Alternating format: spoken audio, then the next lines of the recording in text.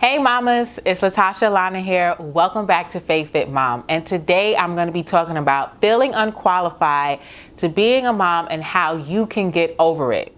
So if you ever felt like you're just not good enough, you don't know if you can do this, what is your life going to be like now that you have to raise a whole human? You're going to want to stay tuned and watch this video so that you can overcome this feeling of maybe shame and unqualification, and it's going to be really good, so keep watching. Now's a wonderful time to subscribe. Click the subscribe button below. So let me share a little story with you.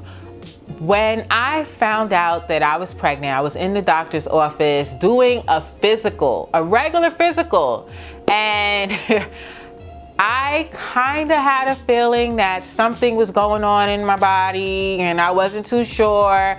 So I asked to take a pregnancy test. Took the pregnancy test and the doctor came back and was like, well, it's positive. And I was like, oh, okay. Yeah. And she's like, you don't seem too happy about this. I was like, I'm not, and I told the truth. I wasn't going to pretend. I was like, this was not planned. I'm not ready for this. I don't know what I'm going to do. And oh man, my life was just like, what? But just all sorts of emotions came to mind. And then, the doctor started telling me, all right, we're going to prescribe you some prenatal vitamins. We're going to set up these appointments. You got to go get a sonogram, blah, blah, blah. I was like, what? This is not what I'm supposed to be hearing right now in my life. And so, I always dreamt that I was going to find the man of my dreams, get married, and then have children, not the other way around. So I don't know if I really felt ashamed. Maybe at first I did, but that shame didn't really last long because, these are the consequences. I didn't even feel ashamed going to church. I was like, this is what it is. Take me as I am. I've messed up. Yeah, I was having premarital sex. What am I gonna do? I'm not gonna abort this baby. I'm gonna keep it. I'm gonna own up to my responsibility. So, but I had so many mixed emotions. I didn't know what, it was weird. I didn't feel good enough. I didn't feel ready. I didn't want to be someone's mom right now. I'd be giving up my freedom. Now I would have to think about, if I wanted to go out, I gotta think, who's gonna watch my son?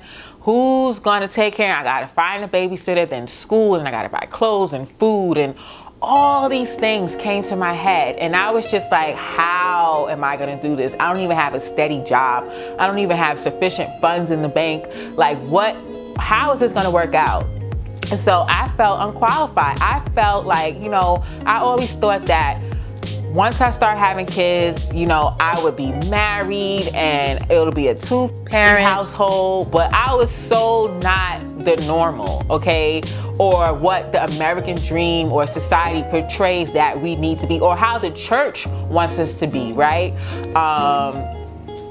Refrain from sex before marriage and, get married and then have children. That's how I wanted it to be, but how is that gonna happen if I was, doing what I was doing? It's just impossible, right? So I felt very unqualified. And then it's like, I had to do this co-parenting thing, even though I was together with my boyfriend at the time, we weren't married. So it would be a co-parenting situation. And so also our relationship was kind of on rocky ground. So it was just like, this was not the perfect time to be announcing to him that we're about to have a baby, and I'm sure he was shocked too.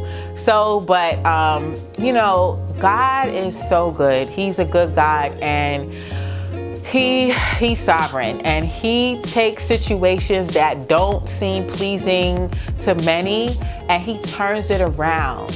And, I'm truly blessed because even though I was so afraid on how to get through this first year of how to get through the pregnancy and how to get through, you know, now bringing a human into the world and raising him.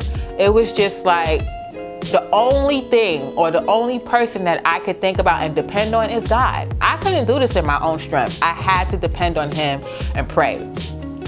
So another thing is, as you know, I felt detached. In the first few weeks of the pregnancy, I was pretty down and I felt detached from, I didn't really feel anything. You know, not physically I felt stuff. I felt things going on in my stomach and everything, but emotionally, I didn't feel connected. And it wasn't until I spoke to a friend, a good friend of mine, who is now my son's godmother.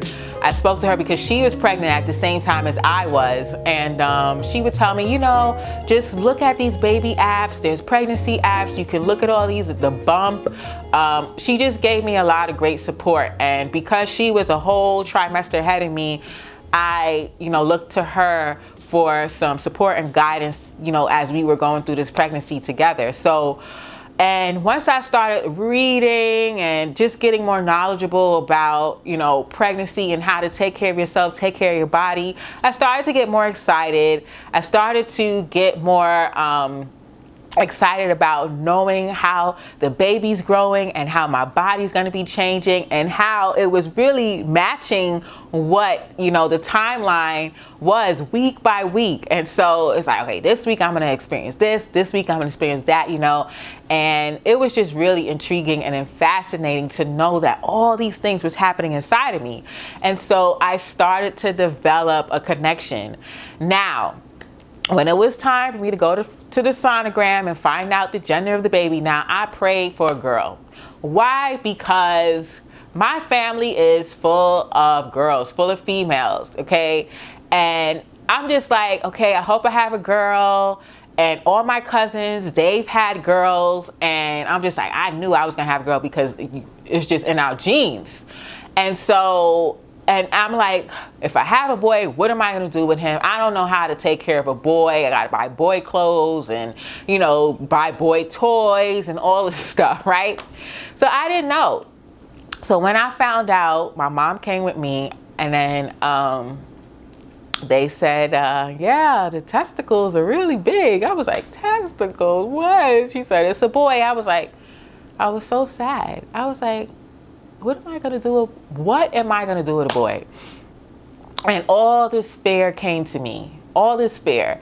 Like, how am I going to raise a black boy? And this is during a time when a lot of police shootings were going on. This was, 2015. A lot of police shootings. There were rallies. I think there was a rally 2014. There was the Black Lives Matter protest and all of that. And so it was really heavy. And it's like, I'm having a boy? Really, God? And I wouldn't say I was upset with God, but I was sad and I was disappointed. And I was like, I cried when I got home. When me and my mom left that doctor's office, we walked back home and I was just so sad. I was so sad. We didn't even speak. We didn't speak. Like, you know, not that I was mad at her, but I was just trying to internalize, how is this going to work? You know, how am I going to raise a boy in this society that's just has so much, you know, stigmas against black men, you know? And so it was frightening. And I just, you know, when I got home, I cried. And I don't know, I think I forgot who I was talking to. And they was like, you know, just be grateful that, you know, you want to pray that you just have a healthy baby. And I said, you know, you're right. I think I was talking to one of my friends. And I was just like, you know, I have to get over this. I have to snap out of it, get out this funk. And it took me like a day to get over it. And then I started to accept it. I prayed about it. I repented. I asked God for forgiveness. Please forgive me for not accepting what you're giving me. And I said, you know, God, why you're giving me a boy. I don't know.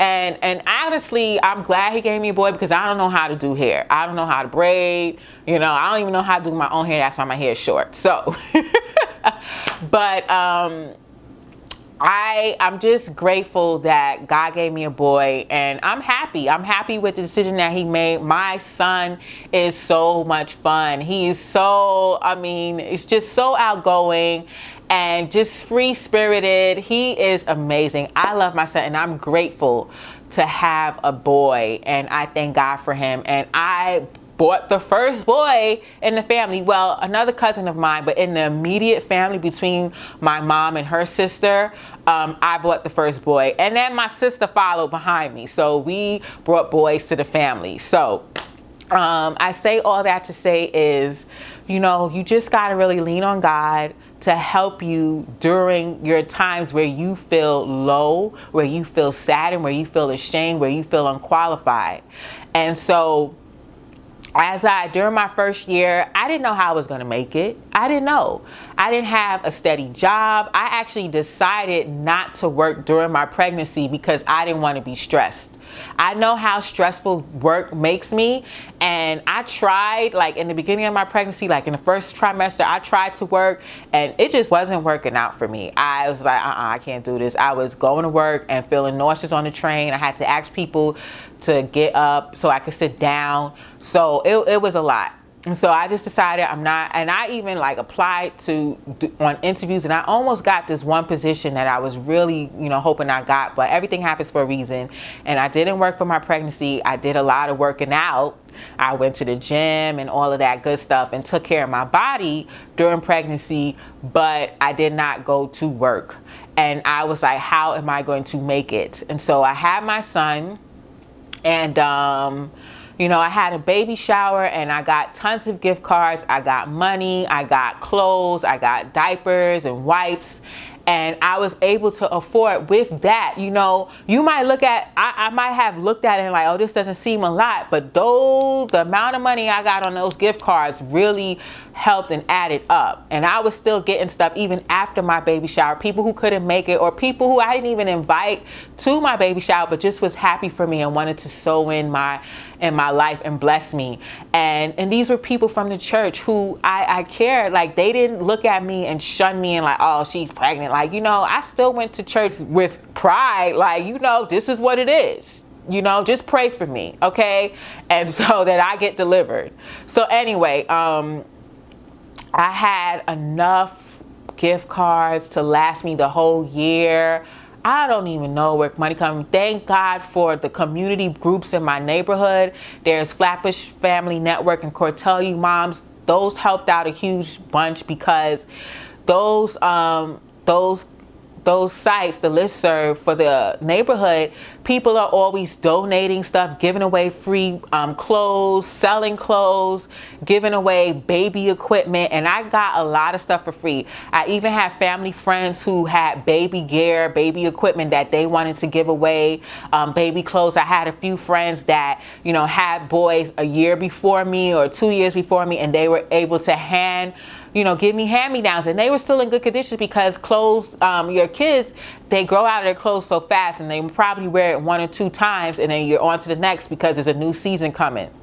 And so I was able to get clothes, and it was just amazing. I had more than enough.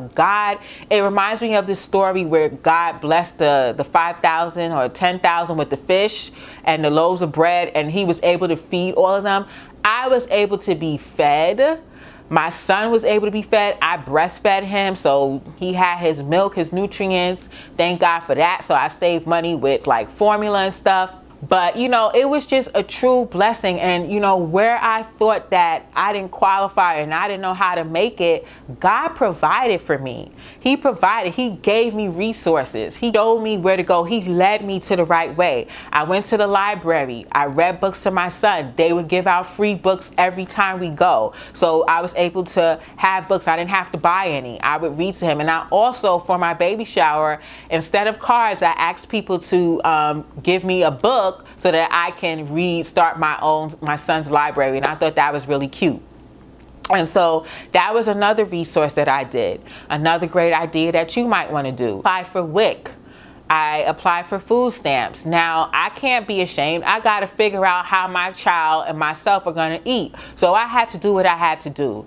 And yes, I have a college degree. This is not what I expected for my life during this time. You know, I thought I would have a successful job, be married, you know, and making good money. But no, I have a college degree and I'm applying for WIC and food stamps. But I couldn't feel ashamed. I had to do what I had to do. And whatever I could do to make sure that me and my son were eating and we were well fed and good, I had to do it. Thank God my mom was alive at the time and we were able to have a roof over our head. I didn't have to worry about rent. So praise God for that. I looked at a lot of YouTube videos and blogs and, you know, pregnancy and baby apps to get me through this time where I was so unsure and didn't know how I was going to get through and how I was going to make it. And so those are ways that you can get over it. But the ultimate way to get over it and to help you to get over the shame and feeling unqualified is to just trust God. Put your faith in God and know that He is going to direct your path. He's going to provide all your needs. I didn't know how I was going to make it, but somehow God made a way for me to get through my first year of motherhood. He supplied every need and I did not lack, okay? And so, and I'm like, how am I going to take care of this human being? He's so small, he's so tiny, he's so little. Yeah, God provided and I'm just so happy and grateful. So you might think that you're unqualified, but God does not call the qualified, but He qualifies the call. So you may not be qualified at the time, but He calls you.